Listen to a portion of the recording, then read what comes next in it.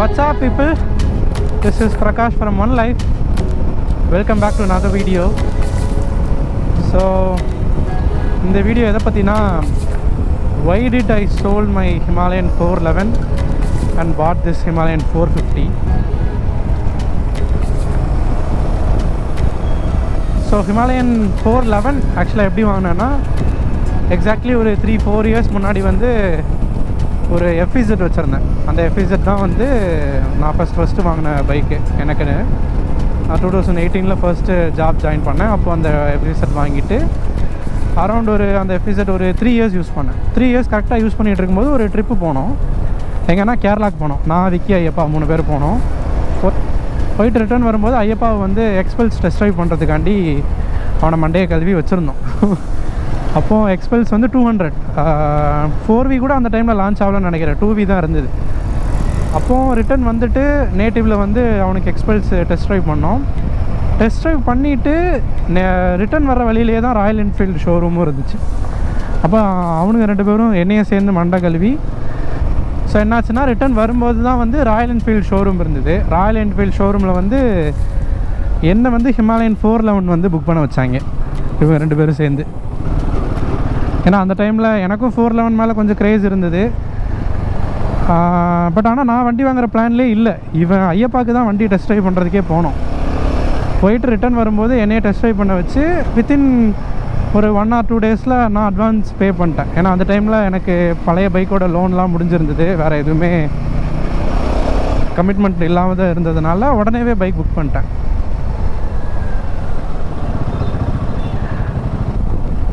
So bike advance book பண்ணிட்டேன். 10,000 rupees என்னமோ advance book பண்ண சொன்னாங்க. அட்வான்ஸ் பே பண்ணிட்டேன்.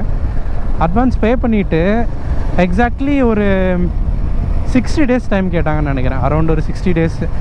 அப்போது அந்த டைமில் எனக்கு டவுன் பேமெண்ட்லாம் எந்த அமௌண்ட்டுமே அந்த டைமில் கிடையாது. சரி ஓகே 60 days டைம் இருக்குது, ஓரளவுக்கு அரேஞ்ச் பண்ணிக்கலாம் அப்படின்னு சொல்லிட்டு நானும் புக் பண்ணிட்டு வந்துட்டேன். புக் பண்ணிவிட்டு வந்து 2 நாளில் வந்து இந்த மாதிரி ஒரு பைக்கு நீங்கள் கேட்ட கலரில் அவைலபிளாகவே இருக்குது. ஸோ வித்தின் வீக்கே டெலிவரி எடுத்துக்கிற மாதிரி இருக்குது. நீங்கள் டவுன் பேமெண்ட் பே பண்ணிங்கன்னா அந்த பைக்கே நீங்கள் எடுத்துக்கலாம் அப்படின்னாங்க.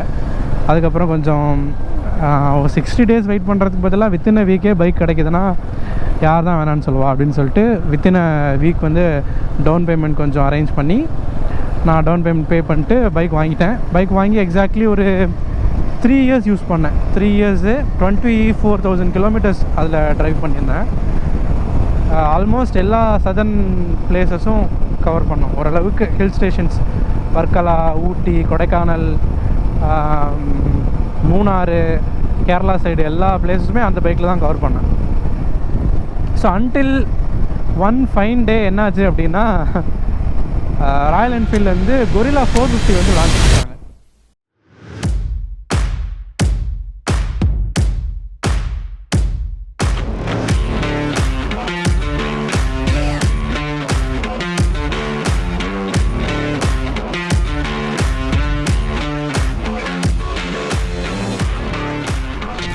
கொரில்லா 450 வந்து கிட்டத்தட்ட எப்போது 2024 மிடில் அந்த மாதிரி டைமில் லான்ச் பண்ணுறாங்கன்னு நினைக்கிறேன். லான்ச் பண்ணும்போது தென்காசி ராயல் என்ஃபீல்டு ஷோரூமில் வந்து வேலை பார்க்குறவங்க எல்லாமே கொஞ்சம் ஃப்ரெண்ட்ஸ் தான். அப்போ அவங்க எல்லோரும் என்ன பண்ணாங்க,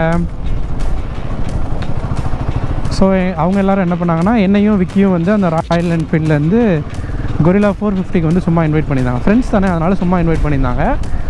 இன்வைட் பண்ணிகிட்டு இருக்கும்போது நாங்கள் போனோம், நானும் விக்கியும் போனோம். போயிட்டு அந்த லான்ச்லாம் அட்டன் பண்ணிட்டு பைக்லாம் பார்த்தோம், சூப்பராக இருந்துச்சு.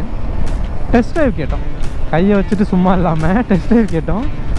டெஸ்ட் ட்ரைவ் அப்போ அவைலபிளாக இல்லை. ஒரு நெக்ஸ்ட் ஒரு 4-5 days கழித்து மறுபடியும் ஷோரூம்லேருந்து கால் பண்ணி டெஸ்ட் ட்ரைவ் கூப்பிட்டாங்க. கொரில்லா 450 ஓட்டின வீடியோ கூட நான் பப்ளிஷ் பண்ணியிருப்பேன். எப்போ கொரில்லா 450 ஓட்டணுனோ அன்னைக்கு வந்து இந்த 450யோட பவர் ஃபீல் பண்ணேன். அந்த வீடியோ நான் போட்டிருப்பேன், அதோட கார்டு வேணாலும் ஆட் பண்ணுறேன். 450 ஓட்டினதுக்கப்புறமா கொரில்லாவோட பிக்கப் இருக்குல்ல, அது வந்து செம பிக்கப். நம்ம 411லேருந்து 450 ஓட்டுறதுனால பயங்கர டிஃப்ரென்ஸ் ஃபீல் ஆச்சு பிக்கப்பில். சரி அதுக்கப்புறம் 450 ஓட்டிட்டு உடனே 411 ஓட்டும் போதே எனக்கு அந்த பவர் லாஸ் வந்து ஃபீல் பண்ண முடிஞ்சுது. ஆஹா தேவையில்லாமல் ஓட்டிட்டேன் மாடா நமக்கு அது எப்படின்னா நம்ம வண்டியோட ஹையர் பைக்ஸ் கொஞ்சம் ஓட்டிட்டோன்னா நம்ம வண்டி கொஞ்சம் அண்டர்வெல்மிங்காக தோணும். சரி அவ்வளோதான் போல். அப்புறம் ஒரு 6 months நான் விட்டுட்டேன். ஏன்னா அந்த டைமில் கொஞ்சம் கமிட்மெண்ட்ஸ் நிறையா இருந்தது. பைக் வாங்குகிற சிச்சுவேஷன்லாம் அந்த டைமில் நான் கண்டிப்பாக இல்லை. அப்புறம் நான் பைக்கை அந்த இதெல்லாம் மறந்து எக்ஸாக்ட்லி 6 months கழிச்சு வந்து மாரியண்ணன் இருக்கார்ல, என் கூட ரைட்லாம் வந்திருப்பார், கொரில்லா 450 பார்த்துருப்பீங்க. அவர் வந்து எக்ஸாக்ட்லி 2025 ஃபெப்ரவரிலேயோ மார்ச்லேயோ வந்து பைக் வாங்குகிற பிளானில் இருந்தார். அவர் என்ன பைக் வாங்குகிற பிளானில் இருந்தார்னா, எம்டி யமஹாவில் வந்து 03 அப்படின்னு ஒரு வெர்ஷன் லான்ச் ஆச்சு, கொஞ்சம் பேருக்கு தெரிஞ்சிருக்கும்னு நினைக்கிறேன். ஸோ அந்த பைக்கு வாங்குகிற பிளானில் இருந்தார். அந்த பைக்கோட ஸ்பேர்ஸு அவைலபிலிட்டி அதெல்லாம் வந்து ரொம்ப கம்மியாக இருந்தது. சரி ஓகே அந்த பைக் செட் ஆகாது அப்படின்னு சொல்லிட்டு அவரோட பிளானையும் கொஞ்சம் ஹோல்ட் பண்ணி வச்சுருந்தார். அப்புறம் 2-3 பைக் பார்த்தாரு. அப்புறமா கடைசியாக கொரில்லா 450 டெஸ்ட் ட்ரைவ் பண்ணலாமான்னு கேட்டார். டெஸ்ட் ட்ரைவ் பண்ணோம். அவருக்கு அந்த பவர் ரொம்ப பிடிச்சிருச்சு. கொரில்லா 450யோட பவர் ரொம்ப பிடிச்சதுனால 450 புக் பண்ணிட்டார். 450 புக் பண்ணதுக்கப்புறமா அவருக்கு வண்டி அவைலபிளாகவே இருந்ததுன்னு நினைக்கிறேன். அவர் கேட்ட கலர் அவைலபிளாகவே இருந்தது. ஸோ அதனால் கொஞ்சம் இமீடியட்டாகவே டெலிவரி கொடுத்தாங்க. டெலிவரிலாம் வாங்கிட்டோம். ஸோ நம்ம ஃப்ரெண்ட்ஸ் சர்க்கிள்லேயே யாராவது பைக் வச்சுருந்தாங்கன்னா சும்மா இருப்போமா, அடிக்கடி எடுத்து ஓட்டுவோம். ஸோ அந்த பவர் வந்து பயங்கரமாக இருந்தது. ஸோ அந்த பவர் ஃபீல் ஆனவுடனே அவர் பைக்கை வாங்கினவுடனே அவர் என்ன பண்ணார், அவருக்கு கம்பெனிக்கு ஆள் தேடி உனக்கு ஹிமாலயன் போட்டுருமா, ஏன்னா எனக்கு ஹிமாலயன் 450 வாங்கணுன்ற ஆசை இருந்தது அவருக்கு தெரியும். ஸோ அதனால் ஹிமாலயன் உனக்கு போட்டுருமா அப்படின்னாரு. இப்போ என்ன இந்த பைக்கை சேல் பண்ணால் தானே அந்த பைக் வாங்க முடியும்னு சொல்லிட்டு இருக்கும்போது அவரே வந்து எங்களுக்கு ஒரு காமன் ஃப்ரெண்ட் இருக்கார், ஷோரூமில் தான் வேலை பார்க்குறாரு, அந்த அண்ணனும் அரவிந்த் அண்ணன் சொல்லிட்டு. அவருக்கு ஃபோன் பண்ணி இந்த மாதிரி ஒரு ஹிமாலயன் 411 ஒன்று சேலுக்கு இருக்குதுன்னு சொன்ன உடனே அவர் உடனே பையர் பார்க்க ஆரம்பிச்சிட்டாங்க. Within a day or so பையர்லாம் தேட ஆரம்பிச்சிட்டாங்க. அப்போ அவங்க பையர் தேட ஆரம்பிச்சுட்டு வந்தோடனே நாங்கள் ஒரு 1 or 2 days ஒரு பையர் ஒருத்தர் வந்தார். அவர் அப்புறமா கொஞ்சம் பேக் அடித்தார். அதுக்கப்புறம் இன்னொரு பையர் ஒருத்தர் வந்தார். அவர்கிட்ட தான் கிட்டத்தட்ட ஒரு மாதம் போராடி கிட்டத்தட்ட ஒரு மாதம் அவர் ஹோல்ட் பண்ணிட்டார். அப்புறமா அந்த பைக்கை யார் வாங்கினாரோ அவர் வந்து உடனே வாங்கிக்கிறேன்னாரு. அதுக்கப்புறம் அவர் கொஞ்சம் அவுட் ஆஃப் ஸ்டேஷனில் இருந்தார். அவர் கிட்டத்தட்ட ஒரு 1 month ஆகிடுச்சு. அப்போவும் நான் விட்டுட்டேன். சரி ரைட்டு, இது சரி நம்ம எக்ஸ்பெக்ட் பண்ணுற ப்ரைஸும் கொஞ்சம் ஹை தான். ஏன்னா நான் சேல் பண்ண ப்ரைஸ் பார்த்திங்கன்னா 195 சேல் பண்ணேன். 2 lakhs கோட் பண்ணோம். ஏன்னா அந்த டைமில் ஹிமாலயன் 411 வந்து நல்ல மார்க்கெட் இருந்தது. பைக்கையும் அவங்க ஸ்டாப் பண்ணிட்டாங்களா, பண்ணதுனால நல்ல மார்க்கெட் இருந்தது. சரி ஓகே ஒரு 2 lakhs கோட் பண்ணோம். அவர் 411 தான் அந்த பைக்கு வாங்கினவர் வந்து ப்ரீவியஸாக யூஸ் பண்ணிகிட்டு இருந்தார் போல். அவர் அந்த பைக்கை சேல் பண்ணிவிட்டு புல்லட் வாங்கியிருக்காரு.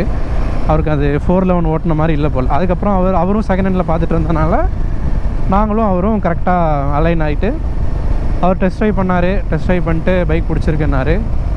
அப்புறம் என்ன பண்ணார்னா, ஊரில் இல்லை அவர் ரொம்ப நாளாக, ஒரு 1 month கிட்ட ஊரில் இல்லை. இன்றைக்கி நாளைக்குன்னு லேட் ஆகிட்டே இருந்தது. நான் இவர் வாங்கிக்கிறேன் அப்படின்னு சொன்னதுமே நான் வந்து இந்த பைக்குக்கு அட்வான்ஸ் பே பண்ணிட்டேன். 10,000 இல்லை 20,000 நினைக்கிறேன் ஹிமாலயன் 450க்கு. எக்ஸாக்டாக எனக்கு தெரில அமௌண்ட்டு. ஸோ இதை நான் பே பண்ணிட்டு சரி வாங்குறாரோ இல்லையோ பே பண்ணிப்போம், இது வந்து அடுத்து என்னென்னு பார்த்துப்போன்னு சொல்லிட்டு எந்த நம்பிக்கையில் நான் பே பண்ணேனே தெரில. ஏன்னா இது வந்து நான் ரீஃபண்டபிள் நினைக்கிறேன் இந்த 20,000.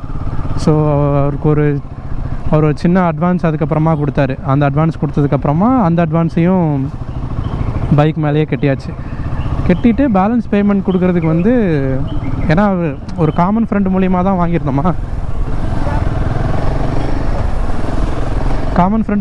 வாங்கியிருந்தோம். அதனால் எப்படினாலும் காசு வந்துடும்ன்றது தெரியும். அதனால் ஒரு 1 month அவர் கழித்து தான் கொஞ்சம் கொஞ்சமாக பேமெண்ட் கொடுத்தாரு. ஒரு 20,000 30,000 50,000 இந்த மாதிரி ஒரு 3-4 தடவையாக பேமெண்ட் கொடுத்தாரு. சரி ஓகே நம்ம சம்மவ் அதை சேல் பண்ணால் ஓகே அப்படின்ற ஒரு இதில் இருந்ததுனால நானும் வெயிட் பண்ணி தான் அதை சேல் பண்ணேன். சேல் பண்ணிவிட்டு ஹிமாலயன் 450 புக் பண்ணியாச்சு. எனக்கு 1 month டைம் சொல்லியிருந்தாங்க. 1 month டைமில் வந்து கரெக்டாக 1 month ஆச்சு. மார்ச் 20th எப்போ புக் பண்ணேன், ஏப்ரல் 20th சம்திங் எனக்கு டெலிவரி கொடுத்தாங்க. இதுதான் ஹோல் ஸ்டோரி. இதை நான் எப்படி பைக் வாங்கினேன்றது. 411 சேல் பண்ணிவிட்டு எதுக்கு 450 வாங்கினேன், அதுக்கு ஒன்று வந்து நமக்கு ஒரு ஹைவேல வந்து கொஞ்சம் அண்டர்வெல்மிங்காக இருந்தது அந்த பவர் 411ஓடது. ஏன்னா ஒரு அபவுட் ஒரு 25,000 26,000 ஓட்டியிருந்தேன் நினைக்கிறேன். அப்போது அதில் வந்து 24,000 வந்து கிட்டத்தட்ட டூரிங் தான். மேபி மிஞ்சி பண்ணால் ஒரு 1000 or 2000 கிலோமீட்டர்ஸ் வேணால் சிட்டிக்குள்ளே ஓட்டியிருப்பேன். அந்த வண்டியை நான் எடுத்தாலே வந்து டூரிங்க்கு மட்டும்தான் எடுப்பேன். அண்ட் டூரிங்க்கு இல்லாமல் நான் பைக் அவ்வளோவா ஓட்டுறதும் இல்லை, ரொம்ப ரேரு சிட்டிக்குள்ளே ஓட்டுறது. ஏன்னா ஃப்ரீலான்சிங் தான் பண்ணுறேன் அப்படின்றதுனால எனக்கு டெய்லி ஆஃபீஸ் போயிட்டு வர வேண்டிய நீடெலாம் எனக்கு இல்லை. ஸோ கொஞ்சம் பவர் அண்டர்வெல்மிங்காக இருந்தது. இன்னும் கொஞ்சம் பவர் இருந்தால் பெட்டராக இருக்கும்னு தோணுச்சு. மோரோவர் எனக்கு ரீசேல் வேல்யூவும் ஜாஸ்தியாக இருந்ததில்ல. 195 அப்படிங்கும்போது நான் பைக் வாங்கினதே 2,50,000 தான் வாங்கினேன். கிட்டத்தட்ட 3 years யூஸ் பண்ணி எனக்கு ஒரு 50-60,000 தான் லாஸ் ஆகுது. அப்படிங்கும்போது அது ஒரு நல்ல டீலாக பட்டுச்சு. சரி, ஓகே, இதுதான் டைம், சேல் பண்ணிட்டோன்னா எனக்கு பழைய பைக்குக்கு இன்னும் ஒரு 1 year வந்து இஎம்ஐயே ரிமைனிங் இருந்தது. ஸோ அப்படி இருக்கும்போது 1 year பைக் இஎம்ஐ ரிமைனிங் இருந்தது. அப்போ இந்த பைக் வாங்கினாலும் நான் இஎம்ஐ கண்டினியூ பண்ணிக்கலாம். ஸோ அதில் எனக்கு பெருசாக ஒன்றும் ஃபினான்ஷியலி பேர்டனாக இருக்காது.